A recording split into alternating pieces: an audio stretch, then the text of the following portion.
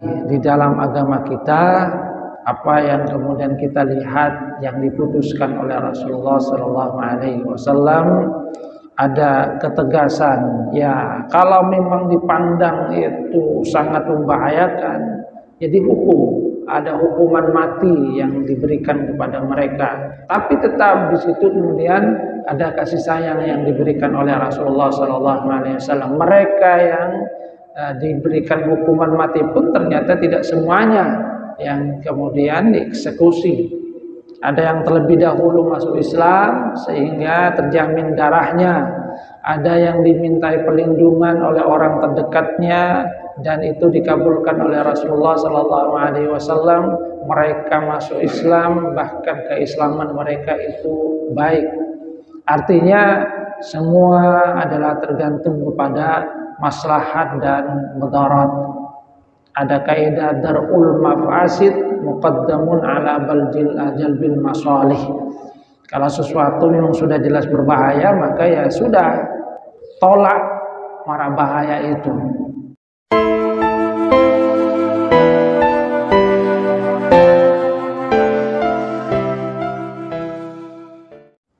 Assalamualaikum warahmatullahi wabarakatuh. Innal hamdalillah nahmaduhu wa nasta'inuhu wa nastaghfiruh wa na'udzu billahi min shururi anfusina wa min sayyiati a'malina. May yahdihillahu fala mudilla lahu wa may yudlil fala hadiya lahu. Asyhadu an la ilaha illallah wahdahu la syarika lahu wa asyhadu anna Muhammadan 'abduhu wa rasuluhu la nabiyya ba'dahu. Allahumma salli ala Muhammad wa ala ali Muhammad kama sallaita ala ali Ibrahim innaka Hamidum Majid. Allahumma barik ala Muhammad wa ala ali Muhammad kama barakta ala ali Ibrahim innaka Hamidum Majid. Rabbi shrah li sadri wa yassir li amri wahlul 'uqdatam min lisani yafqahu qawli, amma ba'du. Hadirin jamaah salat subuh rahimakumullah. Alhamdulillah, senantiasa kita bersyukur kepada Allah atas segala karunia-Nya. Kita dibangunkan di pagi hari dalam keadaan sehat. Kita juga diberikan nikmat oleh Allah Subhanahu wa taala bisa mempergunakan karunia waktu, kesehatan dalam rangka kebaikan, menghambakan diri kita kepada Allah Subhanahu wa taala sehingga kehidupan kita itu menjadi sesuatu yang bermakna. Kita lanjutkan kajian sirah nabawiyah.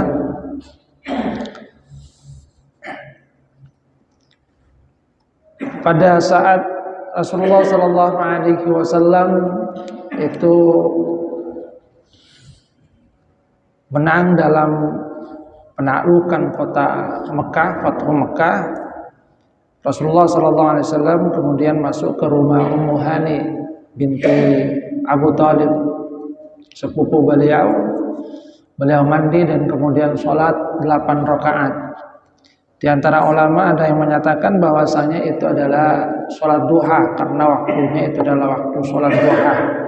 Tapi ada juga yang menyatakan bahwa itu adalah sholat syukur atas kemenangan yang diberikan oleh Allah Subhanahu wa taala kepada beliau. Apalagi kemenangan yang didapatkan itu tidaklah kemudian dibarengi dengan banyaknya pertumpahan darah. Memang ada korban, akan tapi tidak begitu banyak. Nah, pada hari itu kemudian Rasulullah Sallallahu Alaihi Wasallam juga mengumumkan vonis mati terhadap para pentolan penjahat perang, di mana beliau kemudian memerintahkan untuk membunuh mereka yang diumumkan oleh Rasulullah Sallallahu Alaihi Wasallam hukuman mati. Di antaranya adalah Abdul Uzza bin Khatal, Abdullah bin Abi Syarh, Ikrimah bin Abi Jahal, Al-Harith bin Naufal, Maqis bin Sobahah, Hubair bin Al-Aswad, kemudian 2 biduanita milik Ibnu Khatal, dan juga Sarah budak wanita yang dulu membawa surat dari Hatib bin Abi Balta'ah. Ini mengisyaratkan bahwa ada ketegasan juga yang dilakukan oleh Rasulullah sallallahu alaihi wasallam terhadap mereka yang dianggap sebagai penjahat perang, yang dikategorikan bahwasanya mereka itu akan membawa mafsadah yang besar kalau kemudian dibiarkan hidup, walaupun nanti tetap saja ada pengampunan yang diberikan oleh Rasulullah sallallahu alaihi wasallam kepada mereka yang terlebih dahulu masuk Islam sebelum mereka sempat untuk dibunuh. Termasuk juga ada juga sebagian dari mereka yang dimintai suaka, istilahnya perlindungan oleh orang-orang terdekatnya. Tentang Ibnu Abi Syarh, misalnya dia itu dibawa oleh Utsman bin Affan kepada Rasulullah sallallahu alaihi wasallam. Utsman memberikan perlindungan kepada Ibnu Abi Syarh sehingga tidak jadi dibunuh. Jadi keislamannya itu diterima dengan apa?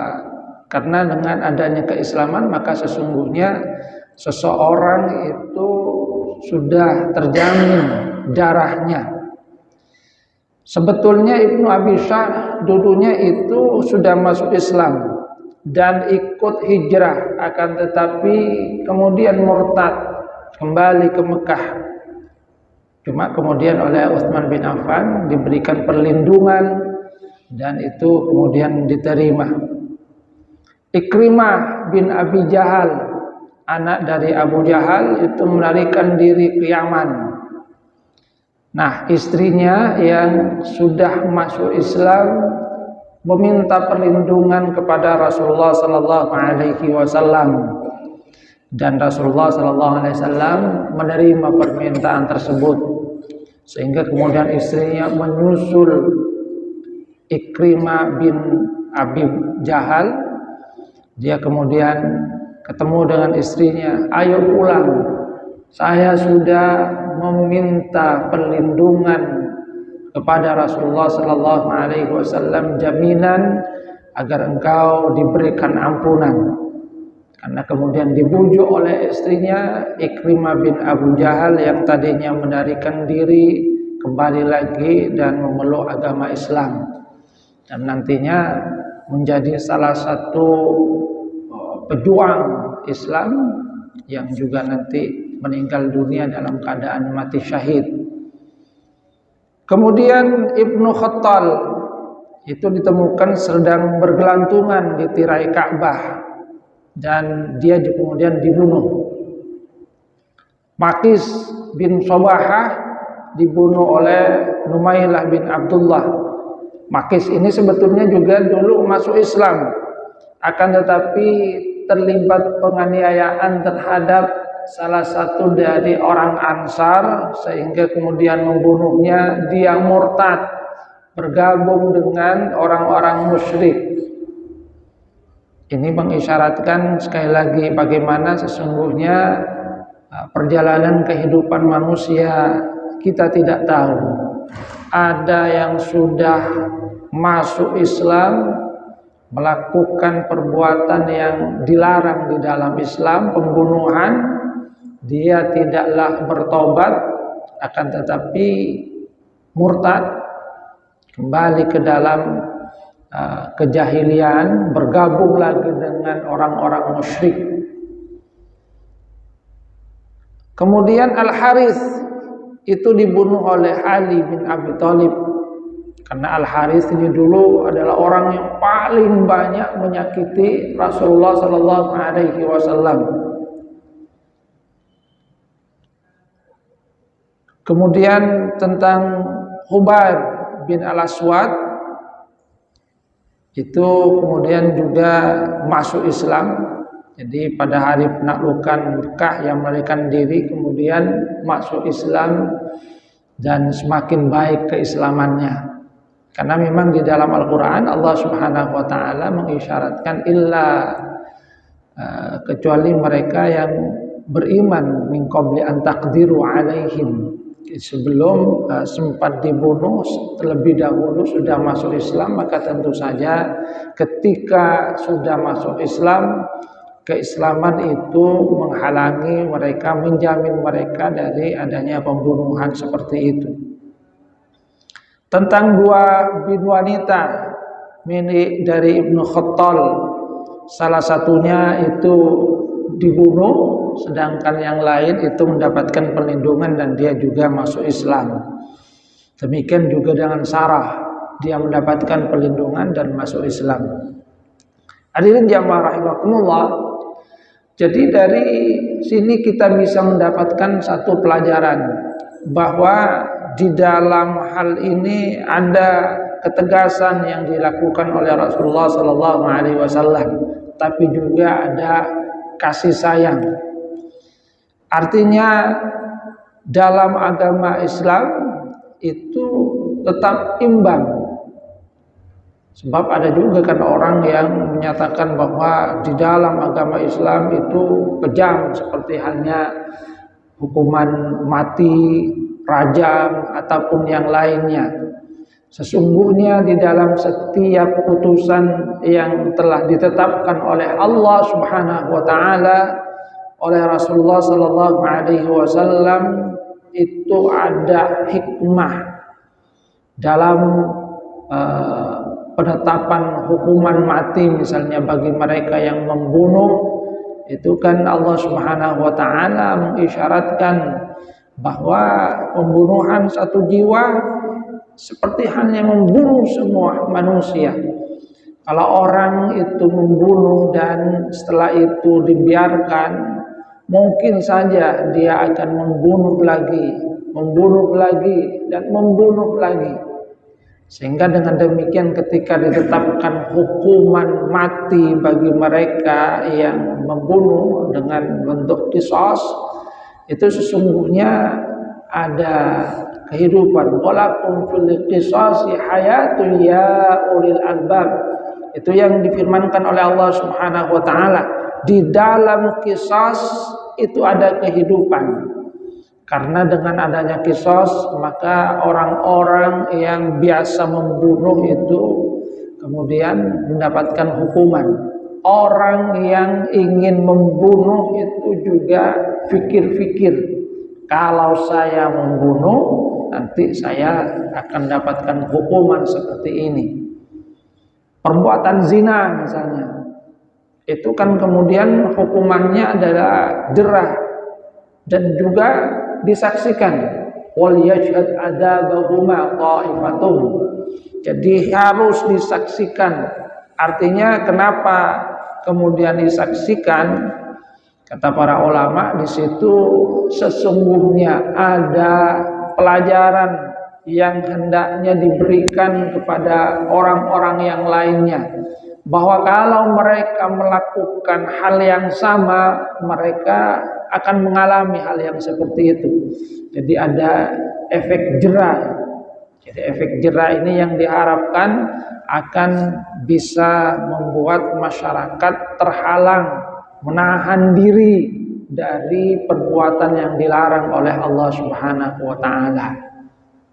Ya, kalau misalnya hukumannya biasa, dibunuh kemudian ya sekedar dihukum biasa, apalagi kemudian diampuni, keluar lagi membunuh lagi, maka sesungguhnya di dalamnya ada kemungkinan bahwasanya perbuatan yang dia lakukan akan terus berulang dan berulang. Walakum fil qisas hayatu ya ulil albab.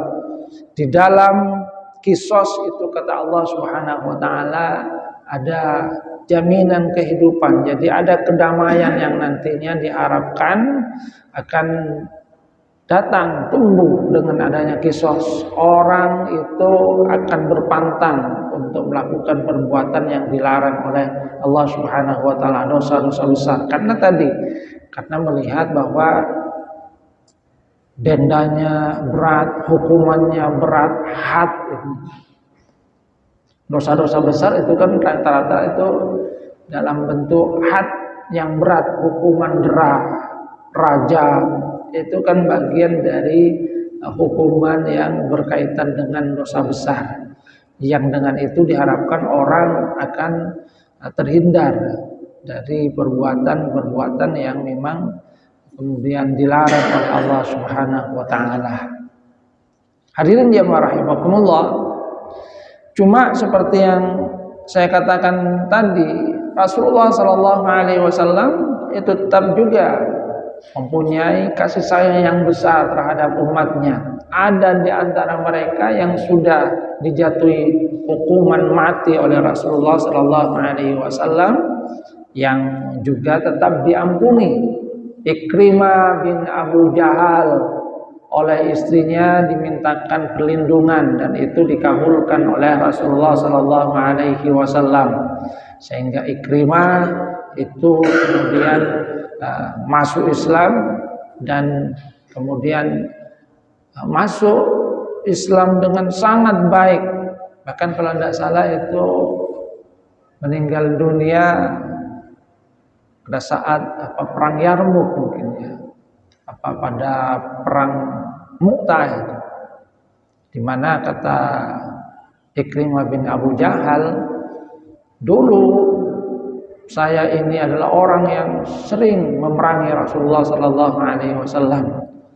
Kenapa sekarang kemudian saya harus takut ketika saya membela Rasulullah sallallahu alaihi wasallam?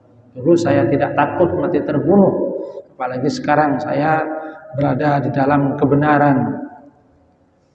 Demikian juga beberapa orang yang lainnya yang dimintakan perlindungan, mereka diberikan oleh Rasulullah sallallahu alaihi wasallam perlindungan, mereka masuk Islam dan mendapatkan pengampunan dari Rasulullah sallallahu alaihi wasallam. Termasuk juga ada beberapa orang yang lainnya yang dulu itu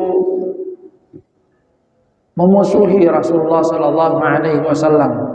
Safwan bin Umayyah misalnya.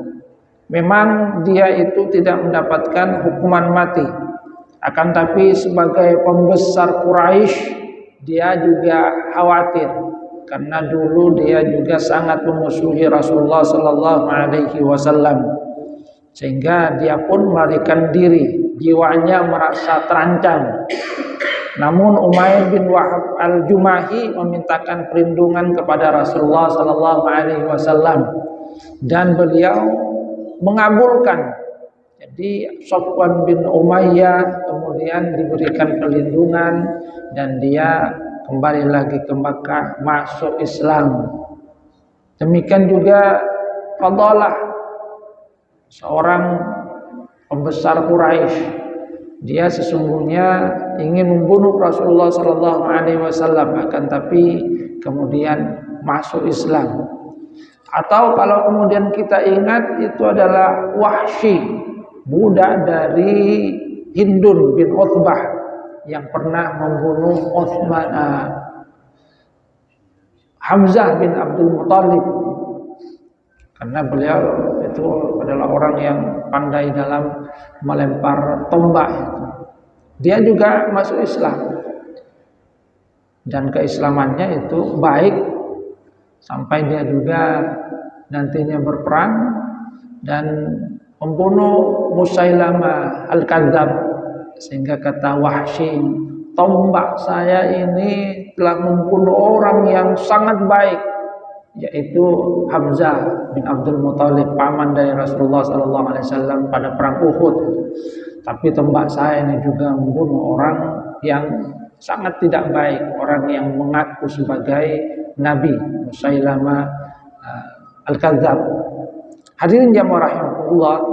Jadi sekali lagi, di dalam agama kita itu ada ketegasan, tapi juga ada kasih sayang. Tidak semuanya kemudian harus diberikan ampunan. Ada ketegasan-ketegasan yang diberikan oleh Rasulullah SAW. Jadi kalau memang itu berbahaya, membahayakan umat, seperti halnya para penjahat perang, itu Rasulullah SAW mempunyai ketegasan. Termasuk juga kalau kemudian kita lihat pada saat Rasulullah Sallallahu Alaihi Wasallam menghadapi suku-suku Yahudi yang berkhianat kepada beliau itu kan juga ada ketegasan yang diberikan oleh Rasulullah Sallallahu Alaihi Wasallam. Ada hukuman yang diberikan kepada mereka. Kenapa diberikan hukuman yang seperti itu? Bahkan ada yang kemudian diberikan hukuman mati, ada yang diusir dari Madinah. Semua adalah di dalam rangka kemaslahatan. Karena sebelumnya mereka itu sudah terikat perjanjian damai dengan Rasulullah Sallallahu Alaihi Wasallam. Akan tetapi kemudian berkhianat pada saat perang Khandaq. Ini berkhianat yang seharusnya bahu membahu untuk mengusir orang-orang Quraisy yang akan memerangi Madinah, ternyata mereka menusuk dari belakang. Artinya kalau ini terus dibiarkan, maka mungkin saja pada saat yang lainnya dia akan datang, mereka juga akan berkhianat lagi, dan itu berpotensi untuk membahayakan umat Islam, sehingga mereka mempunyai konsekuensi atas pengkhianatan yang mereka lakukan. Jadi ada hukuman yang diberikan kepada mereka.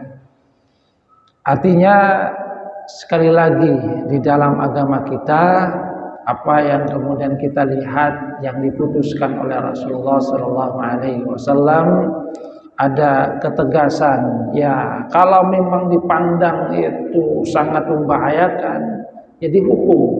Ada hukuman mati yang diberikan kepada mereka yang sangat berbahaya. Ya, kalau istilah kita itu kata para ulama yang penjahat perang. Penjahat perang, mereka yang sangat berbahaya diberikan hukuman mati. Tapi tetap di situ kemudian ada kasih sayang yang diberikan oleh Rasulullah Sallallahu Alaihi Wasallam. Mereka yang diberikan hukuman mati pun ternyata tidak semuanya yang kemudian dieksekusi. Ada yang terlebih dahulu masuk Islam sehingga terjamin darahnya. Ada yang dimintai perlindungan oleh orang terdekatnya dan itu dikabulkan oleh Rasulullah Sallallahu Alaihi Wasallam. Mereka masuk Islam, bahkan keislaman mereka itu baik. Artinya semua adalah tergantung kepada maslahat dan mudarat. Ada kaidah darul mafasid muqaddamun ala jalbil masalih. Kalau sesuatu memang sudah jelas berbahaya, maka ya sudah, berikan penghalang, tolak mara bahaya itu. Jadi kalau sesuatu itu sudah jelas berbahaya, dan itu yang sesungguhnya ada di dalam agama kita, supaya tidak kemudian ya harus kemudian dia maafkan, terus dimaafkan. Sudah berulang kali dia menghina misalnya, dimaafkan, besoknya menghina lagi, dimaafkan lagi. Itu kan sesungguhnya apa ya, kurang adanya ketegasan. Sudah sekarang berzina, diberikan ampunan, besok berzina lagi, besok berzina lagi. Ya, seperti yang ada pada masa sekarang. Ya berzina karena tidak ada hukuman, kemudian ya zina lagi. Bunuh, tidak ada hukuman yang kemudian tegas seperti itu, ya keluar bunuh lagi. Dan itu mengancam kedamaian, mengancam kehidupan. Kalau dalam agama kita walakum fil qisas hayah, ada kehidupan. Dengan adanya hukuman yang berat itu diharapkan ada efek jerah yang dialami oleh masyarakat. Mereka kemudian berusaha untuk menghindar dari dosa-dosa besar, dari perbuatan-perbuatan yang tentu saja itu mempunyai efek yang besar dalam kehidupan masyarakat. Hadirin jamaah rahimakumullah, ini mungkin yang dapat saya sampaikan. Jadi sekali lagi, ada ketegasan di dalam putusan Rasulullah SAW, tapi juga ada kasih sayang, sehingga dengan demikian kita bisa mengambil i'tibar.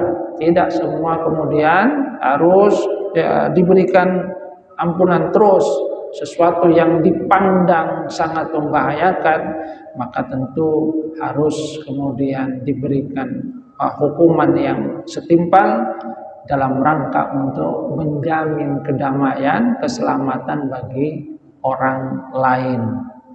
Kurang lebihnya mohon maaf. Wabillahi taufiq wal hidayah wa ridha wal inayah. Assalamualaikum warahmatullahi wabarakatuh.